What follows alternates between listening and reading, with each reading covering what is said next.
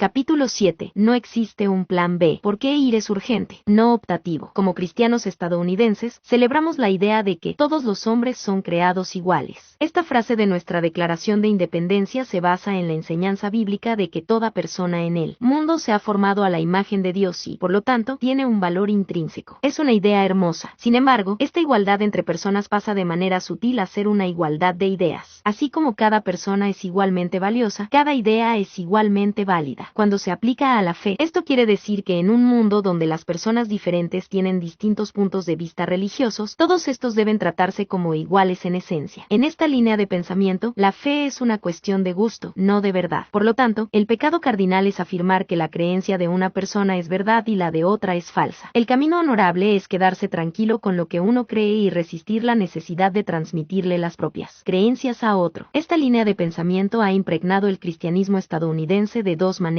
particulares. Por un lado, muchos cristianos practicantes han adoptado la idea universalista de que la religión no es más que una cuestión de preferencia o de opinión y que, al final, todas las religiones son iguales en esencia. La gente no tiene que confiar en Cristo para conocer a Dios o para ir al cielo. Por lo tanto, no hay necesidad de animar a otros a que acepten la verdad del cristianismo. Por otra parte, mientras que algunos cristianos practicantes han rechazado el universalismo de manera intelectual, es probable que en la práctica terminen llevando vidas universalistas. Afirman que solo Cristo salva, pero viven su cristianismo en silencio, como si la gente que los rodea en el mundo al final estará bien sin Cristo. Pienso que cada uno de nosotros tiende hacia el universalismo intelectual o práctico. Si te inclinas a adoptar el universalismo intelectual, te invito a que me acompañes a través de este capítulo. Juntos, exploremos con la mente abierta lo que enseña la palabra de Dios acerca de esto. De manera similar, si te inclinas hacia el universalismo práctico y vives cada día como si no fuera urgente en lo absoluto hablarles a los demás de Cristo, te invito a que abordes este capítulo teniendo en cuenta las consecuencias prácticas y eternas de lo que enseña la Biblia. No olvidemos lo que está en juego. Ya hemos visto que más de 4.000 millones y medio de personas en el mundo de hoy no tienen a Cristo. Como si esto no fuera lo bastante serio, más de 1.000 millones de estas personas ni siquiera han oído hablar del Evangelio. Entonces, ¿qué les sucede al morir? Estoy convencido de que esta es una de las preguntas más importantes que se plantea para el cristianismo de Estados Unidos hoy. Si la gente se irá al cielo solo sobre la base de sus preferencias religiosas, no existe urgencia de que ninguno de nosotros vaya a ellos. En cambio, si no irán al cielo porque nunca han oído hablar de Cristo, existe una urgencia indescriptible de que todos vayamos a ellos. Si la gente se muere y se va al infierno sin siquiera saber que existe un evangelio, no cabe duda que no tenemos tiempo para desperdiciar nuestras vidas en un sueño americano. Entonces, ¿qué dice la Biblia sobre la gente que nunca oyó hablar de Jesús? Te invito a que demos un breve paseo por el libro de Romanos a fin de descubrir 7 verdades que nos ayudarán a entender lo que enseña la Escritura sobre la gente que nunca ha oído hablar de Jesús. Luego, te ruego que consideres la urgente necesidad que tenemos de abandonar ahora el sueño americano en favor de una entrega radical a la persona y el propósito de Cristo. Primera verdad, toda la gente tiene conocimiento de Dios. Cuando Pablo termina su introducción a Romanos, de inmediato comienza a explorar cómo toda la gente tiene conocimiento de Dios el Padre. Comenzando en Romanos 1:19, Pablo dice que Dios se revela a toda la gente, ya que lo que se puede conocer acerca de Dios es evidente para ellos, pues Él mismo se lo ha revelado. Continúa diciendo, porque desde la creación del mundo las cualidades invisibles de Dios, es decir, su eterno poder y su naturaleza divina, se perciben claramente a través de lo que Él creó, de modo que nadie tiene excusa. En otras palabras, Dios se revela a sí mismo de manera continua y clara a toda la gente. Pablo da por sentado su conocimiento de Dios cuando dijo, a pesar de haber conocido a Dios. Todas las personas sobre la faz de la tierra y todas las personas a lo largo de la historia, sin excepción, tienen conocimiento de Dios el Padre. El hombre en la selva africana, la mujer en la aldea asiática, el nómada en el desierto remoto y el esquimal en la tundra olvidada, sin importar dónde ni cómo vivan, tienen esto en común. Todos tienen conocimiento de Dios, porque Él se les ha revelado a sí mismo. Por supuesto, no toda la gente en el mundo dice creer en Dios. Esto nos lleva a la segunda afirmación. Segunda verdad, toda la gente rechaza a Dios. Pablo dijo, a pesar de haber conocido a Dios, no lo glorificaron como a Dios ni le dieron gracias. 4. Toda la gente, incluidos tú, yo y el hombre que vive en la sabana africana, ha rechazado el verdadero conocimiento de Dios. La Biblia dice que tenemos un corazón necio y oscurecido. Tenemos una naturaleza pecaminosa de por sí que se revela contra el conocimiento y la gloria de Dios. Aunque esta es una verdad fundamental del Evangelio, muchas veces se pasa por alto en las discusiones sobre lo que le sucede a la gente que nunca ha oído de Jesús. Con facilidad nos olvidamos de las distorsiones que plagan nuestra mente y la idolatría que abunda en nuestro corazón a causa del pecado. Recuerdo una discusión discusión que tuve sobre este tema en una mesa llena de estudiantes universitarios. Una de ellas me preguntó, ¿y qué hay de las tribus nativas de América, por ejemplo, que habitaban originalmente regiones de nuestro continente? Continuó, tal vez esa tribu nunca oyó hablar de Jesús y no tenían la Biblia. En cambio, si tenían un deseo innato de rendir culto y, entonces, adoraron a lo que conocían, tal vez el Dios Sol o algo por el estilo. Terminó diciendo, hacían lo mejor que podían con el conocimiento que tenían. Eso no es suficiente. Fue una gran pregunta que nos llevó a esta verdad fundamental que no podemos olvidar, desechar ni desatender. Toda la gente, incluyendo a los hombres y las mujeres en las antiguas tribus nativas, ha rechazado el verdadero conocimiento de Dios. Según las palabras de Pablo, estos nativos adoraban a las cosas creadas en vez de al Creador. Entonces, ¿adorar al Dios Sol cuenta como suficiente? La respuesta es no, según lo que dice Pablo en Romanos 1. La gente no tiene mérito delante de un Dios santo al adorar dioses que crean o imaginan. Ninguno de estos dioses, ni el Dios Sol, ni la diosa Luna, ni los dioses de la prosperidad merecen adoración. Solo Dios merece adoración. Entonces, cuando adoramos a estos dioses, en lugar de hacerlo a Él, no tenemos ningún mérito por intentar lo mejor que podemos. Nuestra idolatría no es lo bastante buena. Esta no es una acusación específica dirigida a ciertas tribus nativas ni a cualquier otra cultura del mundo. Es una acusación para todos nosotros. Todos somos idólatras. Ya sea en América, en África o en Asia, nadie adora a Dios como es debido, porque nuestros corazones rechazamos al Dios verdadero. Entonces, existe otra verdad que debemos considerar. Tercera verdad, toda la gente es culpable delante de Dios. Los 3 primeros capítulos del libro de Romanos contienen algunos de los versículos más deprimentes de toda la Biblia. Pablo dejó muy en claro la depravación de la humanidad al usar palabras como malos, vergonzosas, lujuriosas, insensatos, desleales, insensibles y despiadados para describirnos. Desde Romanos 1:18 hasta 2:16, Pablo describe a los gentiles que han pecado contra Dios. Hasta casi podemos ver a los lectores judíos asintiendo ante cada versículo al pensar en la maldad de los paganos que los rodeaban. Sin embargo, luego, Pablo vuelve las tornas hacia los judíos en Romanos 2:17 y los enfrenta a su pecaminosidad. Continúa describiendo el pecado de ellos a lo largo de todo Romanos 3, donde concluye: no hay un solo justo, ni siquiera uno, no hay nadie que entienda, nadie que busque a Dios. Todos se han descarriado, aún se han corrompido. No hay nadie que haga lo bueno, no hay uno solo. El caso está planteado y es decisivo. Toda la gente, sin importar cuál sea su trasfondo religioso, cultural o étnico, es culpable delante de Dios. Según las palabras de Pablo, para que todo el mundo se calle la boca y quede convicto delante de Dios. 9. Supongamos que me preguntaras, ¿qué le sucede al hombre inocente en medio del África que muere sin haber oído el Evangelio? Basándome en la autoridad de la palabra de Dios, te contestaría con toda confianza, sin lugar a dudas, creo que se irá al cielo. No tengo ninguna objeción en la mente. Ahora bien, antes de que alguien me llame hereje y otros me llamen héroe, vuelve a leer el último párrafo. Fíjate de manera especial en la pregunta hipotética. ¿Qué le sucede al hombre inocente en medio del África que muere sin haber oído el Evangelio? De esa manera es que la mayoría de la gente expresa esta pregunta. Lo cierto es que el hombre inocente en medio del África irá al cielo porque sí es inocente. No necesita un salvador que lo salve de su pecado. Por lo tanto, no necesita el Evangelio. Sin embargo, existe un problema importante aquí. El hombre inocente no existe ni en África ni en ninguna otra parte. Siempre me asombro de cómo alteramos esta cuestión respecto a la gente que nunca ha oído hablar de Jesús. Le damos demasiado crédito al hombre que vive en África, a la mujer de Asia e incluso a nosotros mismos. No hay en el mundo gente inocente a la espera de oír el Evangelio. En cambio, en todo el mundo hay gente culpable ante un Dios santo y solo por eso necesitan el Evangelio. Con mucha frecuencia vemos el cielo como el estado eterno de la humanidad por defecto. Damos por sentado que nuestro género merece el cielo, que Dios nos debe el cielo a menos que hagamos algo malo de verdad que nos garantice lo contrario. Entonces, como vimos en Romanos, esta teología no es verdadera. Toda la gente es culpable ante Dios y, por lo tanto, lo cierto no es el cielo, sino el infierno. Esto nos lleva a la siguiente verdad. Cuarta verdad, toda la gente está condenada por rechazar a Dios. Pablo concluyó su enseñanza sobre la pecaminosidad de los seres humanos diciendo, por tanto, nadie será justificado en presencia de Dios por hacer las obras que exige la ley. Más bien, mediante la ley cobramos conciencia del pecado. Vaya, te dije que estos capítulos son deprimentes. No es solo que toda persona sea culpable ante Dios, sino que no hay nada que podamos hacer para cambiarlo. Cuanto más tratamos de hacer bien, más ponemos de manifiesto nuestra maldad. Hasta nuestros intentos de obedecer a Dios solo revelan más nuestra incapacidad para hacerlo. Esto se ajusta a ti, a mí y a cualquier otra persona en el mundo. Por lo tanto, todos estamos condenados ante Dios. Esto nos pone frente a frente con una equivocación fundamental que aparece en muchas respuestas a la pregunta sobre qué le sucede a la gente que nunca oyó de Jesús. Muchos cristianos que profesan han llegado a la conclusión de que si cierta gente en el mundo no tiene la oportunidad de oír de Jesús, los excusa de la condenación de Dios de forma automática. Estas personas irán al cielo porque, después de todo, nunca tuvieron la oportunidad de oír hablar de Jesús. Esta línea de pensamiento refleja la naturaleza intensamente emocional de esta pregunta. Queremos que la gente esté bien cuando no han tenido la oportunidad de oír el Evangelio. En su lugar, piensa conmigo en la lógica de esta conclusión. Afirma que la gente estará con Dios en el cielo para toda la eternidad precisamente porque nunca han oído de Cristo. El no haber escuchado de Cristo les da un pase al cielo. Además de la falta de evidencia bíblica para afirmar que exista tal pase, considera las consecuencias prácticas de esta idea. Si la gente se va al cielo, justo porque nunca ha tenido la oportunidad de oír de Jesús, lo peor que podríamos hacer respecto a su estado eterno sería ir a hablarles de Jesús. Eso solo aumentaría sus posibilidades de ir al infierno. Antes de que llegáramos, se iban al cielo. Ahora que les hemos hablado de Jesús, se pueden ir al infierno. Esto es terrible. Imagina que te encuentras con una estudiante internacional recién llegada a la universidad en Estados Unidos. Le preguntas si alguna vez oyó hablar de Jesús y con una mirada confundida te responde que no. Ahora bien, si esta muchacha se dirige al cielo solo porque nunca oyó hablar de Jesús, lo mejor que podrías decirle por el bien de su eternidad, si alguien trata de hablarte de Jesús, tápate los oídos, comienza a gritar bien fuerte y sal corriendo. Es evidente que esta metodología en particular no se prescribe en la Escritura. Entonces, cuando sigues la lógica de la conclusión anterior, este es el resultado práctico. Sin embargo, hay quienes sostendrán, bueno, Dios es justo al condenar a la gente por no creer en Jesús siendo que nunca tuvieron la oportunidad de oír hablar de Él. Ahora bien, esta es una pregunta muy buena y creo que la respuesta es no. Dios no sería justo al condenar a la gente por no creer en un Salvador del cual nunca oyeron hablar. En cambio, no te olvides de que, en definitiva, a la gente no la condenan por no creer en Jesús, las condenan por rechazar a Dios. Esta es la clave. Nadie discute que los 1.000 millones de personas que nunca han oído hablar de Jesús tienen una clase distinta de responsabilidad ante Dios de la que tenemos el resto de nosotros. Quienes hemos oído hablar de Jesús, hemos tenido la oportunidad de recibir o rechazar el Evangelio y tenemos la responsabilidad por nuestra decisión. Entonces, más allá del conocimiento relativo que tengamos, si nos basamos en la segunda verdad que ya exploramos, toda la gente está condenada, en esencia, por rechazar a Dios. Puedo imaginar las lágrimas en los ojos de Pablo al llegar a Romanos 3:20. Ha pintado un cuadro aterrador de la pecaminosidad de la humanidad. Todos conocen a Dios, todos lo han rechazado, todos son culpables ante Dios y todos están condenados por rechazarlo. A pesar de eso, a la vez, puedo ver a Pablo enjugándose esas lágrimas al escribir sus siguientes palabras. Quinta verdad, Dios ha provisto un medio de salvación para los perdidos, pero ahora, sin la mediación de la ley, se ha manifestado la justicia de Dios, de la que dan testimonio la ley y los profetas. Esta justicia de Dios llega, mediante la fe en Jesucristo, a todos los que creen. Del 12. Al fin las buenas noticias. Cristo murió en la cruz y se levantó de la tumba, y por medio de él, podemos ser justificados delante de Dios y tener asegurada la vida eterna. Dios ha provisto un medio de salvación para los perdidos. Es evidente que no podemos dar por sentado que esta verdad se acepta en nuestro mundo, e incluso en la Iglesia. Hoy en día, el pluralismo domina el paisaje religioso global y la idea predominante es que si hay un Dios, Él ha provisto muchas maneras de salvación para los perdidos. Recuerdo que cuando era estudiante, una vez estuve frente al salón de clases en el predio de una universidad secular. Era el día en que debía dar mi discurso y hablé sobre el tema del cristianismo. Presenté las verdades fundamentales del Evangelio a una clase llena de compañeros universitarios, de los cuales la mayoría eran ateos o agnósticos. Al finalizar mi discurso, el profesor dio lugar a las preguntas. Lauren, una estudiante con honores y líder en el gobierno estudiantil, fue la primera en hablar. Bien entendida en todas las normas que había establecido la universidad, preguntó sin rodeos. ¿Me estás diciendo que si no creo en el Jesús del que hablas me iré al infierno cuando muera? Nunca había oído que lo expresaran de esta manera frente a semejante cantidad de gente. Comencé a sudar mientras un salón de clase silencioso esperaba mi respuesta. Busqué las palabras adecuadas, tragué saliva y hablé con la mayor compasión que pude. Todos tenemos pecados que nos separan de Dios. No importa lo que hagamos, no podemos vencer nuestra propia rebelión. Por eso Jesús murió en la cruz, para salvarnos de nuestros pecados y de nosotros mismos. Por lo tanto, sí, no irás al cielo si no crees en Jesús. En todo el salón de clases se escucharon resoplidos y expresiones de exasperación ante este cristiano de miras estrecha que estaba ante ellos. Lauren se me acercó después de la clase y me dijo, eso es lo más absurdo que he oído en toda mi vida. ¿Quién eres para decir que tu fe es el único camino a Dios y que el resto de nosotros nos iremos a la condenación eterna? Dicho esto, dio media vuelta y se fue. He tenido días mejores. Esa fue la primera de muchas conversaciones con Lauren. En los días que vendrían, me haría todas las preguntas del repertorio. ¿Cómo sabes que Dios existe? ¿Por qué Jesús es diferente a todos los demás líderes religiosos? ¿Y qué hay de la gente que nunca oyó hablar de Jesús. En cada oportunidad trataba de responder sus preguntas lo mejor que podía, pero muchas veces parecía que mis palabras rebotaban contra una pared de concreto. Después de una de estas conversaciones, me encontraba caminando por el predio de la universidad y comencé a pensar, ¿yo mismo me creo esto? No quiero ser arrogante ni de miras estrechas. ¿Estaré creyendo solo en lo que me enseñaron de niño? ¿Será verdad? ¿Será cierto que Jesús es el único camino a Dios? Durante los meses siguientes, estas preguntas me perturbaron como nunca antes lo habían hecho. Humillado por esta universidad secular, me fui al final del año escolar para pasar el verano en casa. Cuando regresé en otoño, entré al salón de clases el primer día del semestre. Al frente del salón estaba sentada Lauren. Me llamó desde el otro extremo del salón y me dijo, necesito hablar contigo hoy. Muy bien, dije. Grandioso, pensé. Otra vez con la misma discusión. Conversamos con Lauren al final de la clase. Me contó que durante el verano había llegado a comprender su pecaminosidad delante de Dios. También había llegado a comprender la suficiencia de Cristo para cubrir su pecado. David, me dijo, he confiado en Jesús como mi Salvador y ahora sé que cuando muera iré al cielo. Dios ha provisto un medio de salvación para los perdidos. No un camino, sino el camino. Y la buena noticia es esta, el Evangelio. Sin embargo, la pregunta sigue en pie. ¿Qué sucede con la gente que nunca ha oído lo que Lauren pudo oír? Esto nos lleva a las dos últimas verdades. Sexta verdad, la gente no puede llegar a Dios por otro medio que no sea la fe en Cristo. Después de escribir uno de los párrafos más sorprendentes e impresionantes de toda la Biblia, Romanos 3, 21-26, Pablo comienza a explicar cómo la salvación de Dios se vuelve realidad en nuestras vidas. Los judíos entre su audiencia estaban acostumbrados a cumplir la ley en un esfuerzo por conocer y agradar a Dios. Sin embargo, en Romanos 3, 27-31, Pablo describe cómo la fe en Cristo es el único camino para ser justificados delante de Dios. Desarrolla en detalles esta línea de pensamiento en Romanos 4:5 y termina diciendo, ya que hemos sido justificados mediante la fe, tenemos paz con Dios por medio de nuestro Señor Jesucristo. 13. La fe en Cristo es el único medio por el cual podemos ser salvos. A esta altura, algunos pueden preguntarse cómo se salvaba la gente en el Antiguo Testamento. Pablo afirma en Romanos 4:11 que Abraham y otros en el Antiguo Testamento se salvaron por la gracia a través de la fe en el Cristo que vendría. Aunque no conocían todos los detalles, confiaban en la redención que Dios traería por medio de Cristo. Basándose en su ejemplo, algunos han llegado a la conclusión de que la gente hoy también se puede salvar a través de una confianza general en Dios, aun cuando nunca hayan oído de Cristo. Sin embargo, una vez que vino Cristo, la Escritura no da evidencia de que esto sea así. La fuerza que impulsa el Nuevo Testamento es que Cristo en verdad vino y que la gente debe creer en su persona y obra en la cruz para ser salva. Romanos 10, 9-10. Ahora bien, es evidente que si la gente no puede llegar a Dios por otra vía que no sea la fe en Cristo, esta verdad no es alentadora para quienes nunca han oído hablar de Él. A esta altura, muchos concluyen, no sé cómo, pero de seguro que Dios les dará un camino a estos millones de personas a fin de que lleguen al cielo aunque no hayan oído hablar de Jesús. Desde el lado emotivo de la pregunta, anhelamos que exista una manera de salvarse para los que no han oído el Evangelio. Estamos seguros de que Dios, en su amor, no permitirá que se vayan al infierno si no han oído hablar de Jesús. Una vez más, debemos tener cuidado de considerar las ramificaciones que tendría semejante conclusión. Si pensamos que la gente puede llegar al cielo de otro modo que no sea a través de la fe en Cristo, esto significaría que hay algo más que podemos hacer para ir al cielo. Semejante conclusión no solo menoscabaría la verdad previa que vimos en Romanos, sino que también equivaldría a decirle a Jesús, gracias por lo que hiciste en la cruz, pero podemos llegar a Dios de otra manera. Romanos, y toda la Escritura, es muy clara en este punto. Para ser salvos hace falta la fe en Cristo. 14. Después de las primeras 4 verdades, al fin llegamos a alguna buena noticia en la quinta. En cambio, con esta sexta verdad, pareciera que llegamos a otro punto deprimente. Si la gente no puede llegar a Dios por otro camino que no sea mediante la fe en Cristo, y si hay más de 1,000 millones de personas que nunca han oído de Cristo, existe un problema serio y eterno. Este problema nos lleva a la última afirmación del libro de Romanos. Séptima verdad. Cristo le ordena a la Iglesia que les dé a conocer el Evangelio a todos los pueblos. Avancemos con rapidez hasta Romanos 10. Pablo cita un versículo del Antiguo Testamento en Joel, luego considera algunas consecuencias. Todo el que invoque el nombre del Señor será salvo. Ahora bien, ¿cómo invocarán a aquel en quien no han creído? ¿Y cómo creerán en aquel de quien no han oído? ¿Y cómo oirán si no hay quien les predique? ¿Y quién predicará sin ser enviado? Estos versículos no solo muestran la capacidad retórica de Pablo, sino que son un cuadro claro del plan redentor de Dios. En estos 3 breves versículos, vemos el plan de Dios para llevar el Evangelio a todos los pueblos del mundo, incluyendo a los 1,000 millones que nunca han oído hablar del nombre de Jesús. Para poder verlo, tomemos los verbos de este pasaje en orden inverso. Si comenzamos con el último versículo, vemos que el plan de Dios implica enviar a sus siervos. Entonces, ese es el primer paso en el plan de Dios. Él envía a sus siervos. Luego, si continuamos mirando hacia atrás este pasaje, vemos lo que hacen esos siervos. Predican. A los siervos se les envía a predicar el evangelio. Como ya hemos visto, cuando consideramos hacer discípulos, se espera que cada siervo de Dios vaya y proclame el evangelio. Este es el plan de Dios. Envía a sus siervos y sus siervos predican. Si retrocedemos un paso más, cuando estos siervos predican, la gente oye. A menos que le prediquemos a una pared, la gente nos oirá cuando lo hagamos. Entonces, el plan es progresivo. Dios envía a sus siervos